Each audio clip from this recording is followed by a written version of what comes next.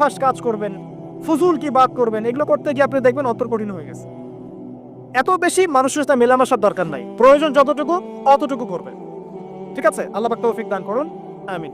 কটা বললাম? 5, 6। আমার সবচেয়ে প্রিয় নসিহত, প্রত্যেক দিন মিনিমাম 1 ঘন্টা করে কোরআন তেলাওয়াত করবেন বুঝে। আমি বলিনি না বুঝে করলে কোনো নেকি হবে না, প্রত্যেক হরফে 10 নেকি হবেই হবে, কিন্তু আপনি করবেন বুঝে ইনশাআল্লাহ। যখন বুঝে আপনি প্রত্যেক দিন 1 পারা করে বা 1 ঘন্টা করে কোরআন তেলাওয়াত করবেন, আপনার কলিজা, আপনার কলব নরম হতে বাধ্য, এবং আপনার অন্তরে আল্লাহ নূর নেমে আসবে ইনশাআল্লাহ। দেখবেন আপনার কলব থেকে সমস্ত এই যে পঙ্কিলতা, কলুষতা ইনশাআল্লাহ চলে যাবে ইনশাআল্লাহ তাআলা।